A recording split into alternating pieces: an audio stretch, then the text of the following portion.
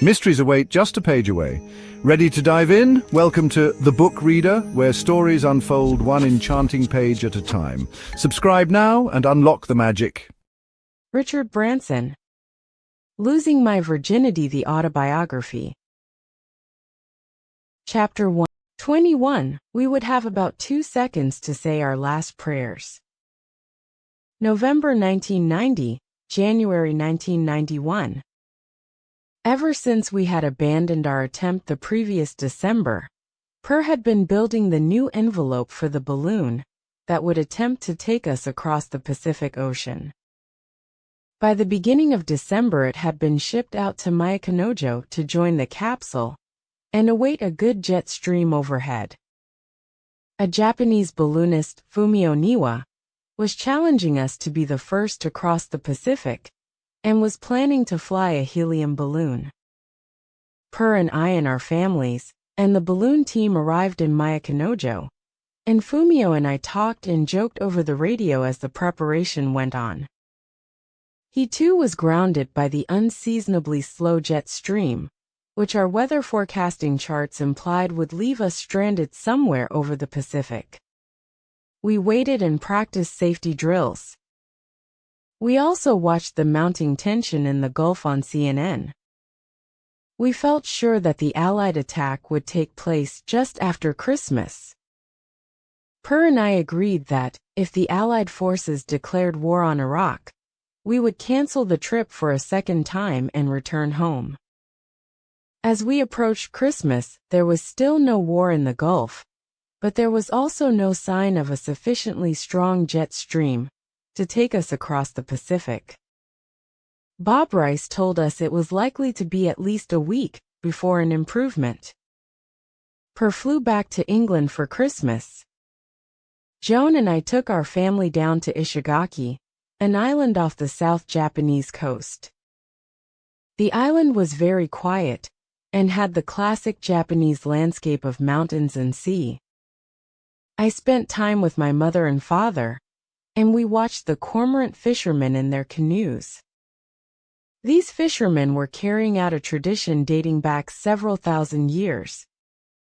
They lined up 6 or 7 birds along the edge of the boat, and one by one the cormorants went diving for fish.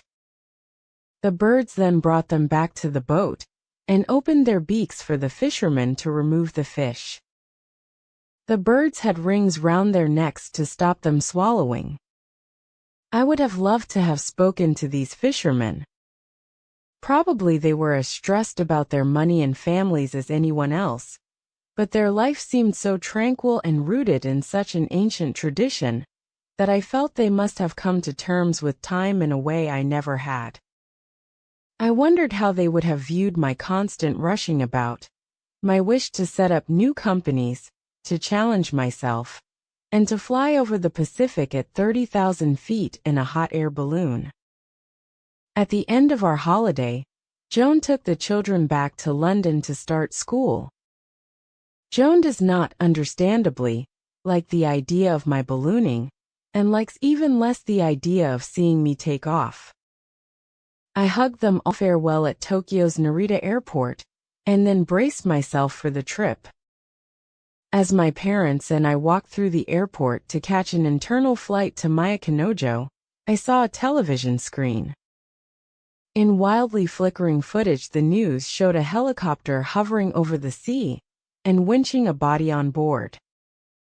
From the respectful tone of the reporter, I immediately knew that it was Fumio, and that he was dead.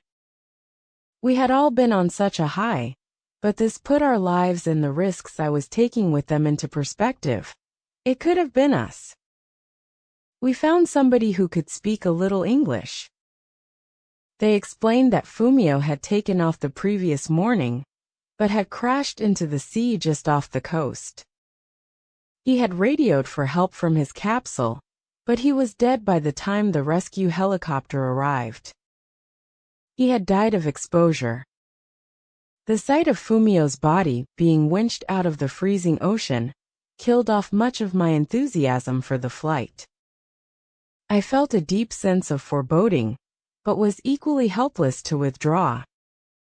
If the weather conditions were right, we would climb into the capsule and take off. I resigned myself to fate and forced myself to make the best of it. Later we found out exactly what had happened to Fumio. He had taken off the day before we were due back, hoping to steal a march on us. The strong winds had torn the envelope of his balloon, forcing him to ditch in the Pacific in his capsule. But the ocean was so rough that when the seaplane arrived it was unable to pick him up, and had radioed for a helicopter. There was a delay while the rescue services sorted out which helicopter should come. By the time it arrived, Fumio was dead. He'd been only about 10 miles into the 8,000-mile journey. It was a salutary warning.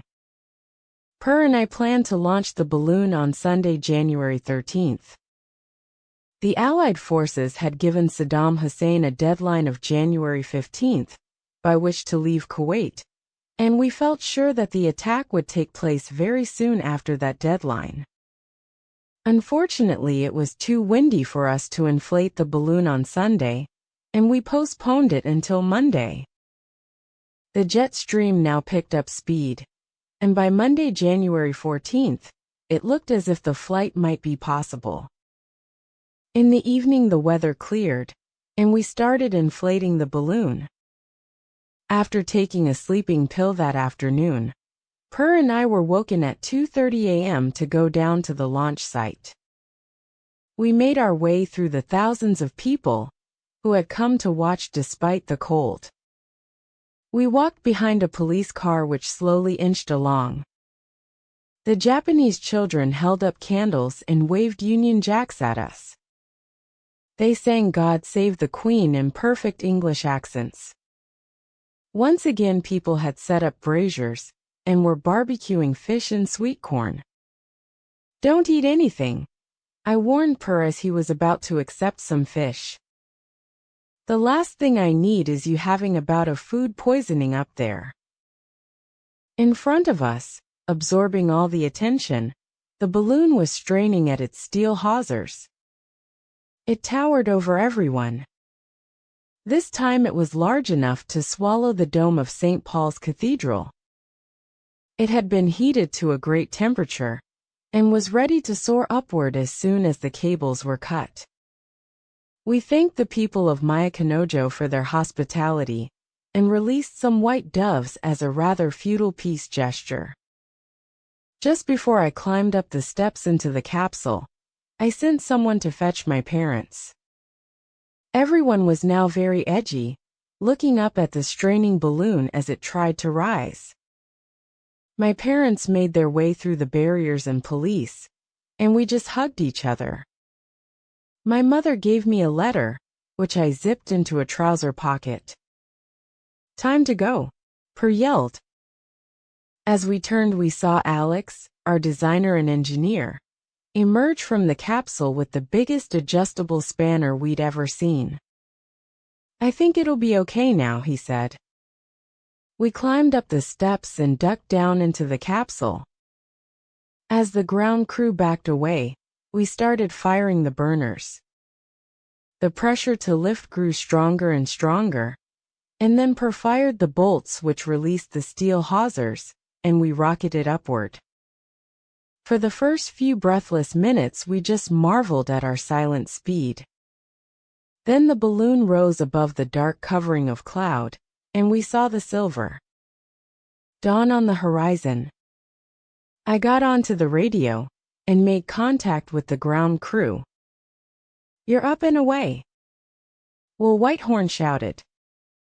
"The crowd down here are cheering like crazy. It looks amazing. You're heading up fast." Within 5 minutes we were out of sight of Myakanojo and heading up into the jet stream. Within half an hour, we were well over the Pacific Ocean. Then at 23,000 feet, we hit the bottom of the jet stream. It was as if we had struck a glass ceiling. However much we burnt, the balloon refused to go in. The winds were too strong, and they were pushing down the flat dome of the balloon. We kept pushing up against it, and we kept being buffeted back down. We put on our parachutes and clipped ourselves to the life rafts in case the balloon suffered a catastrophic rip. Then at last the balloon edged into the jet stream. The top of the balloon took off ahead of us, and I saw it streaming in front of, and even below the capsule. We were knocked to one side. From traveling at 20 knots we were suddenly flying at 100 knots. For a moment I thought we were going to be torn apart, and I remembered my image of the 1,000 horses dragging us to pieces. But then the capsule came into the jet alongside the balloon, and we were righted. The balloon rose above us again, and we were safely tucked into the jet. Per's relief didn't give me the greatest of confidence. "Nobody's done that before," he said. "We're in uncharted territory." After 7 hours it was time to dump an empty fuel tank. We had 6 tanks of propane bolted to the capsule.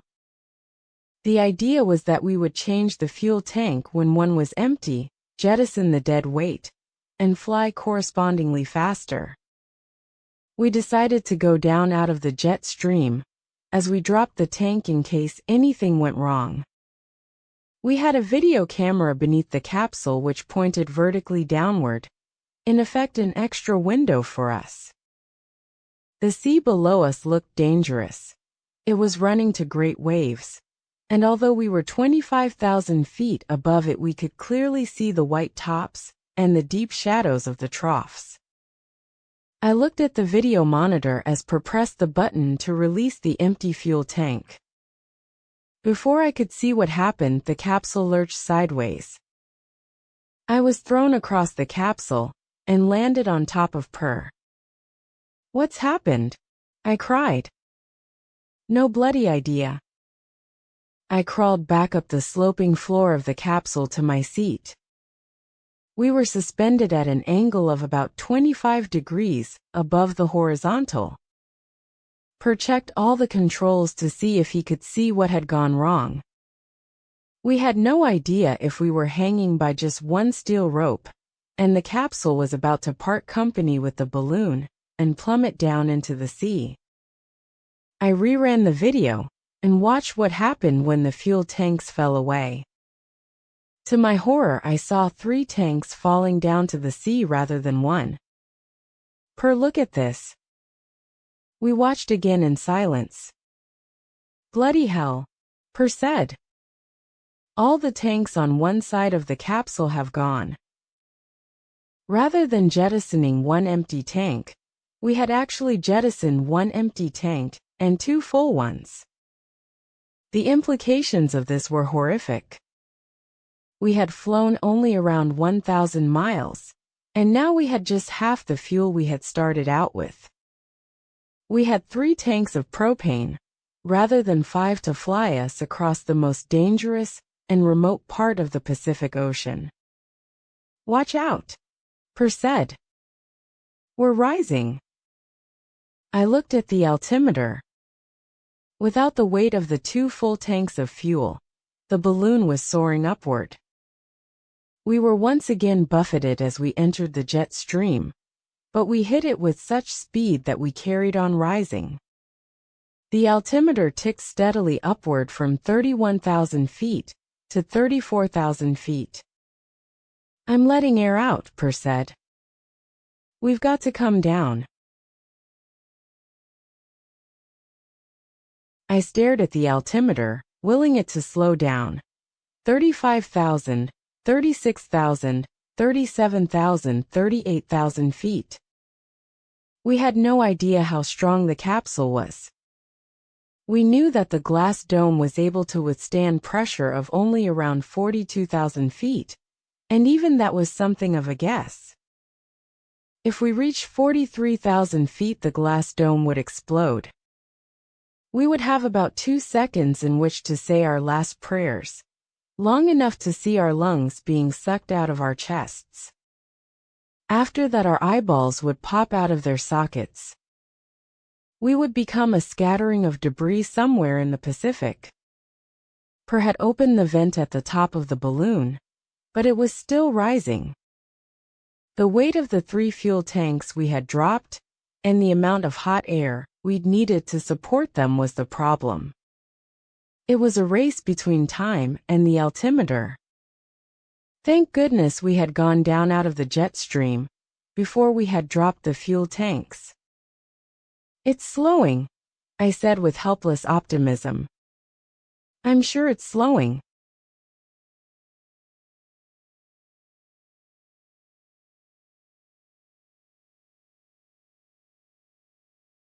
The altimeter ticked up. 39,000, 39,500, 40,000, 40,500, 41,000 feet. We were now in the realm of the unknown. None of our equipment had been tested at this kind of height, and anything could go wrong. At 42,500 feet, the altimeter finally stopped rising. I wondered bleakly whether this was because it had broken and simply could not register any greater height. We were way above the heights flown by all passenger jets except Concorde. But then it clicked down 500 feet. And then some more. "We don't want to come down too fast," Per said. "We'll only have to burn fuel to bring us back up again." He shut the vent, and the balloon continued to fall, down to 35,000 feet. Then we had to start firing the burners again to stay in the jet stream. At last we could confront the problem of the lost fuel tanks. Our radio contact with the San Jose Flight Center remained good, and they were clearly as devastated by the loss of the tanks as we were. There were some rapid calculations. If we were to reach land in the time available to us before the fuel ran out, we had to fly at an average speed of 170 miles an hour, twice as fast as any hot air balloon had ever flown before. The odds against us were overwhelming. "What about Hawaii?" I asked. "Can we aim to land nearby?" "It's a needle in a haystack," Per said. "We'll never get anywhere near it." "I wonder if America is doable," I whispered. "Of course it's doable," he said. "The question is whether we can do it." Per's a precise logician when he wants to be. I asked over the radio about the conditions below us. Mike Kendrick, the project manager, came on loud and agitated. "I've just spoken to a cargo ship which is in the area. They said there's a strong wind and high seas." Atrocious is the word he used. Per leant over and urbanely asked Mike, "What do you mean by atrocious?" "Over." "I mean fucking atrocious. You're not going to ditch in there. No boat will turn round to pick you up. There are waves over 50 feet high. The nearest boat says that the seas are running so high their boat would be bust in half if it tried to turn. Do you understand? Over." "Keep going on your current altitude," Bob Rice came on. "The jet is reasonably strong." Then all of a sudden the radio cut out. For the next 6 hours we had no contact with the outside world. Due to the terrible weather around us, we were in a high-frequency blackout spot. We were somewhere over the Pacific, hanging by a few steel hawsers to a vast balloon, the remaining fuel tanks dangling off the side of the capsule like a necklace, and we could not make any contact with anybody. We could barely control where we were going or how fast we were getting there, and we hardly dared move around the capsule.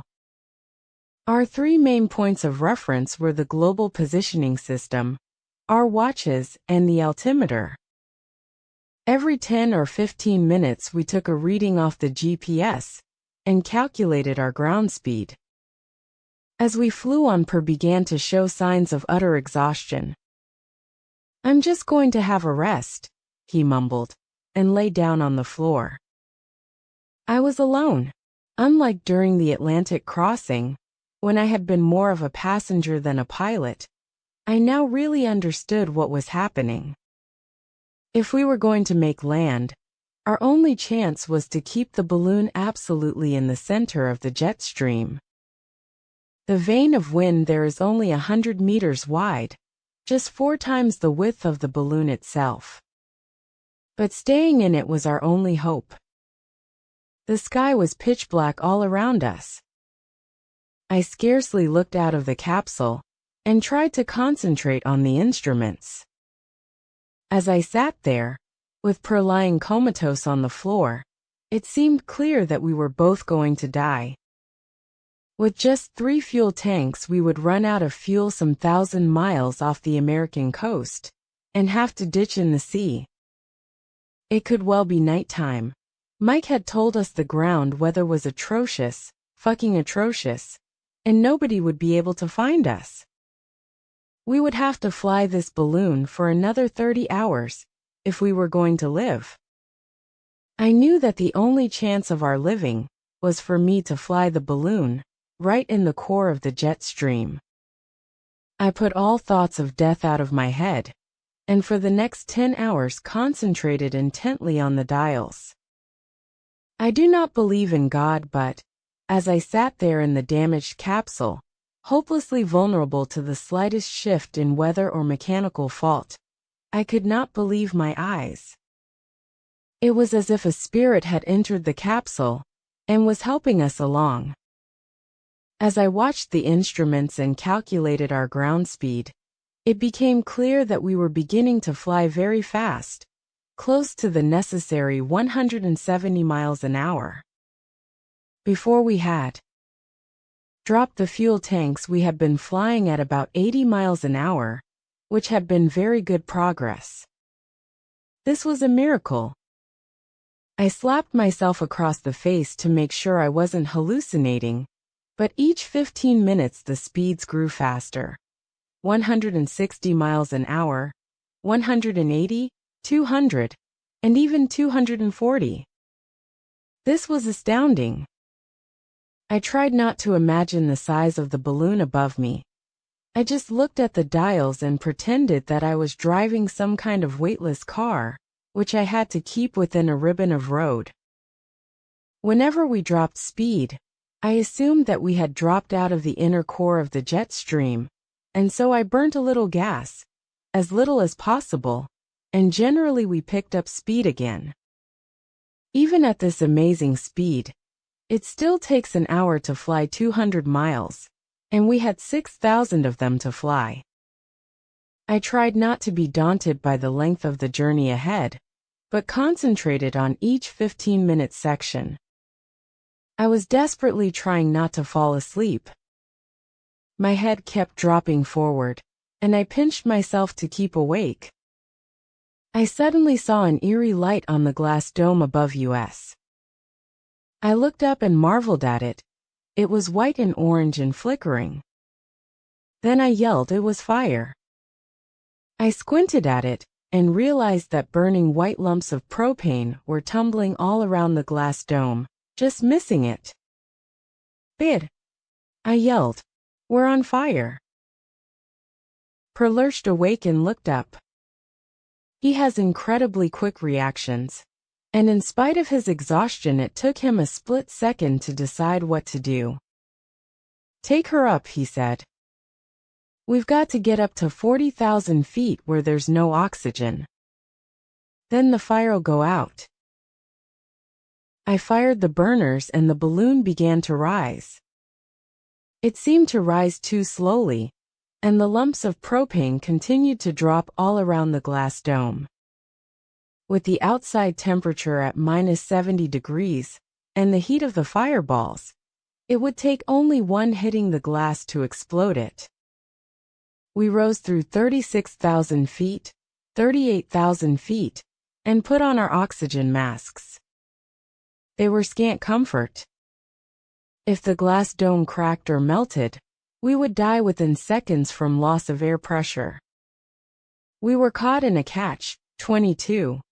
the lack of oxygen at 40,000 feet would snuff out the flames on the glass dome, but it could also snuff out the burners.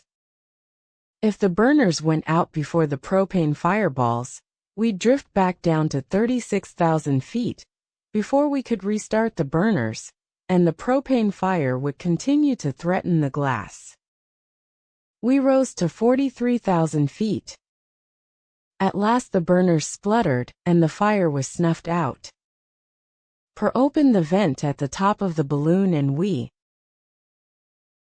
headed back down. As well as risking the capsule exploding at 43,000 feet, we had wasted precious fuel. We flew on without radio communication for another hour. I kept myself going by talking into the video camera. I imagined that I was talking to Joan, Holly, and Sam, and kept chatting away, telling them how much I loved them, and that we were coming back to land in America. The balloon stayed at 29,000 feet and continued to sweep northeastward towards the west coast of America. We were in a tiny metal capsule swinging around in the stratosphere above a dark ocean. I was too frightened to eat anything other than apples and some chocolate. I wrote in my logbook, "Flown 17 hours and 4 minutes. Feels like a lifetime." Coming near the dateline. When we crossed the dateline, we beat our world hot air ballooning record.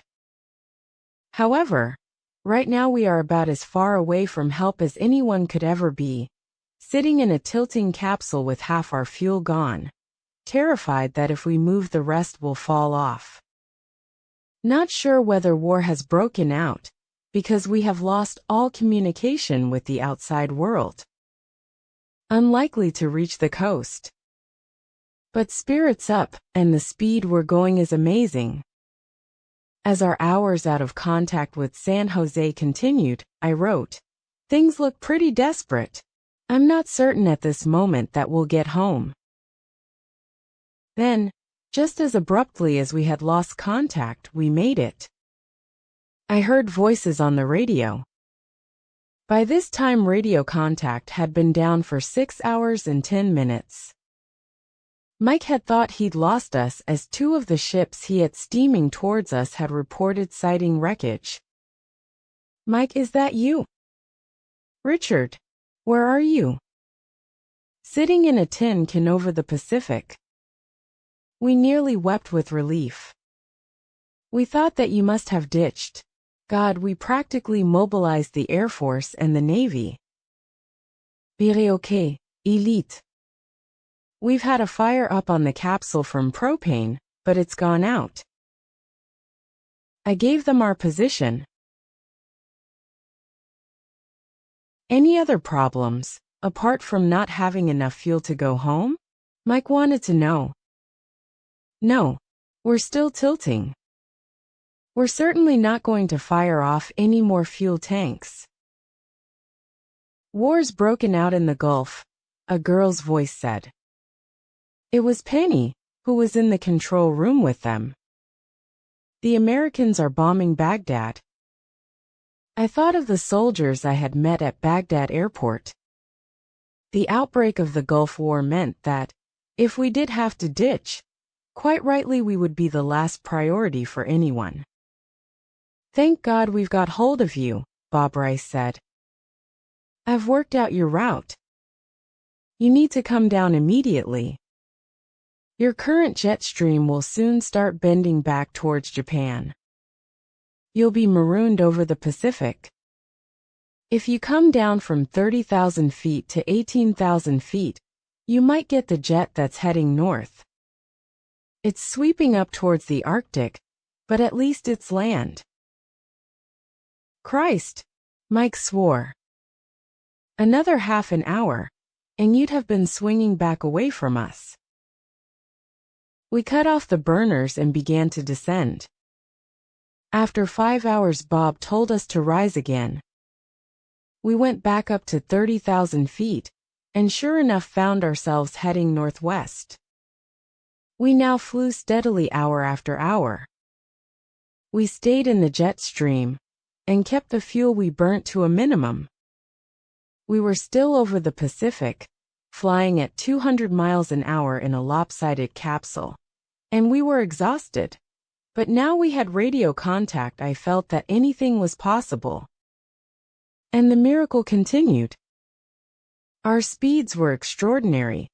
210 miles an hour, 220, 200. We were just beating the average 180 miles an hour we needed. Someone was being very kind to us. The good news was that we were now heading steadily towards the Canadian coastline. The fuel was lasting well, our speeds kept up, and Per and I began to believe that we might even make land. I was still too frightened to doze off, since the only few seconds I had fallen asleep, I had terrifying nightmares of skulls and death. We were both exhausted, dehydrated, and fighting to keep our concentration. "You're heading way north," Mike Kendrick told us. "The rescue team is chasing you to try to get to where you're going to land. They're in a Learjet. Will's there, and so are your parents." After 36 hours of flying, we finally crossed the coast of northern Canada.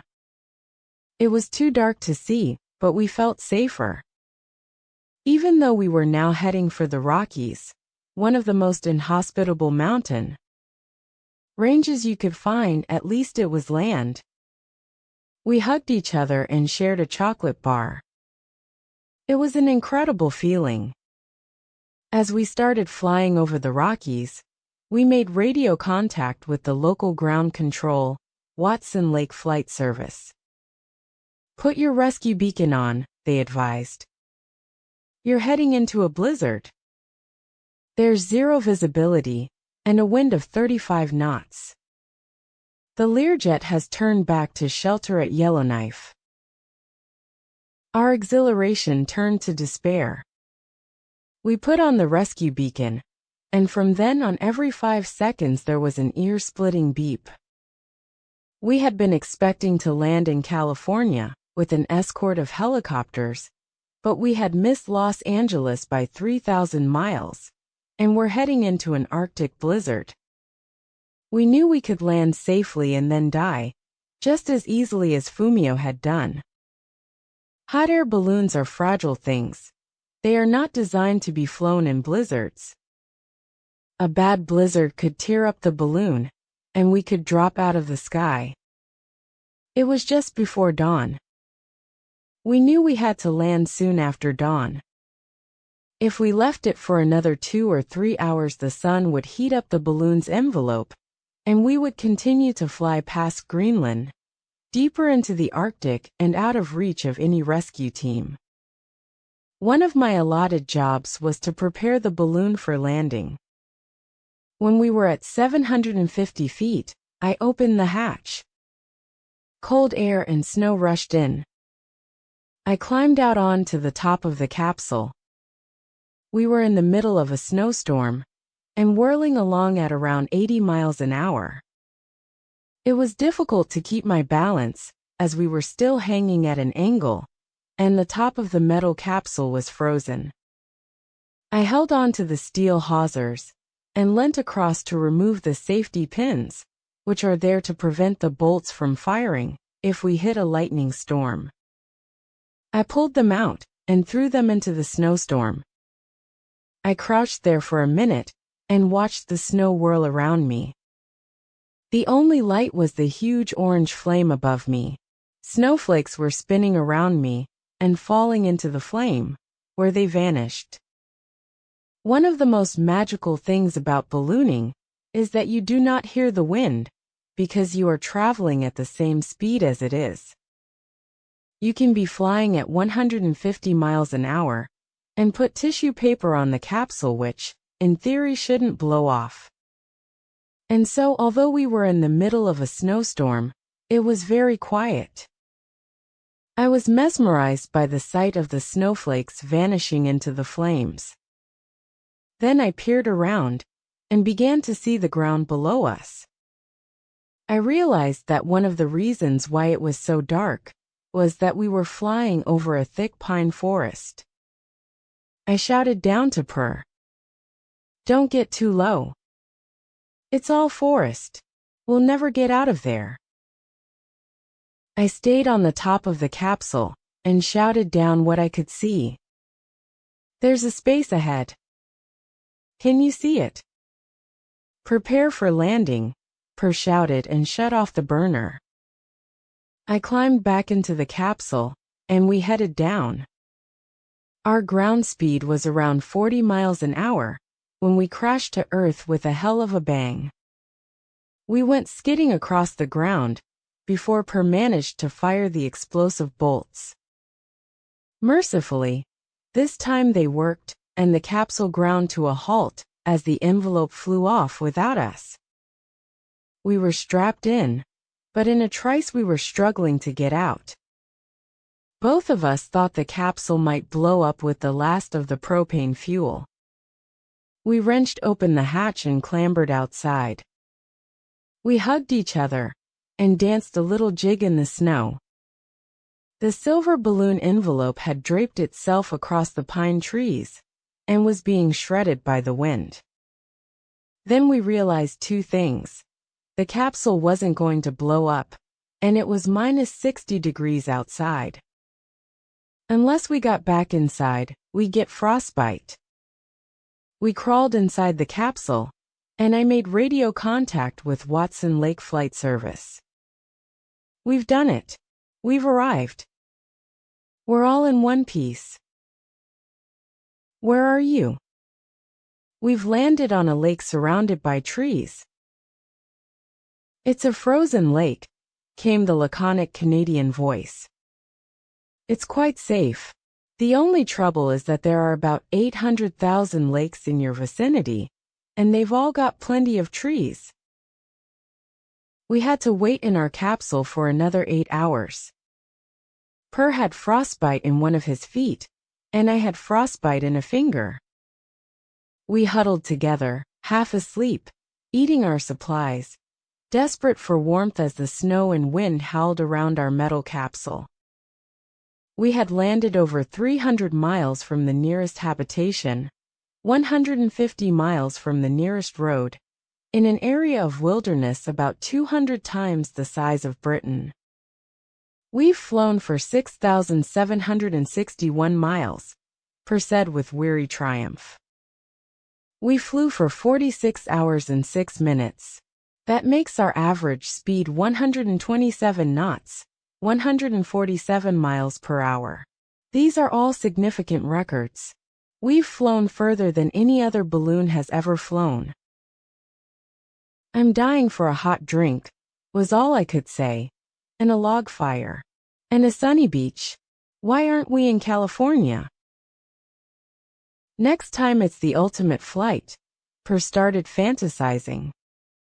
"It's round the world."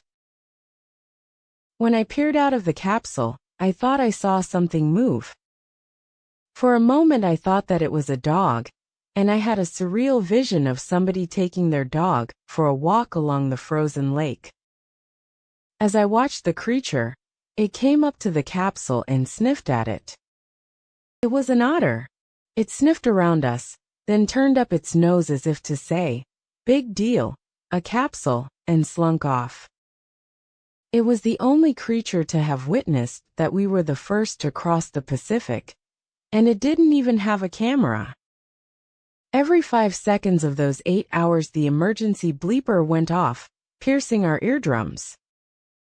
As we huddled together, I relived the flight and wondered why I had trusted Per with my life. We had landed over 2,000 miles away from our destination. We had lost 2 fuel tanks. We had caught fire.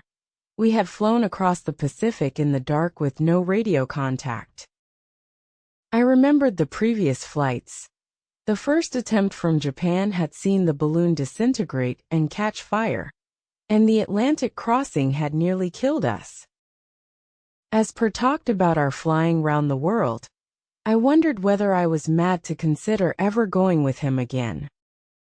I knew that he had pushed the technological boundaries of balloon flying further forward than anyone, But it was sad that we hadn't developed a stronger bond with each other. I get close to most of the people I spend a long time with. But Per is not a team player. He's a loner. He's often difficult to read. He's someone who is quick to criticize. I'd been brought up to look for the best in people. Per always seemed to find the worst.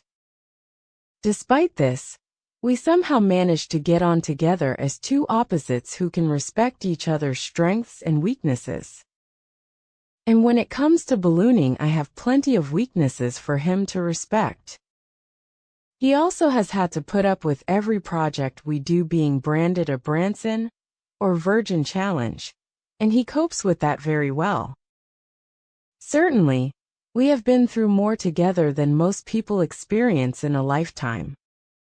As I tried to imagine us setting off round the world in a high-altitude balloon, I realized that, for all our horrendous moments together, our balloon flights had been some of the greatest adventures of my life.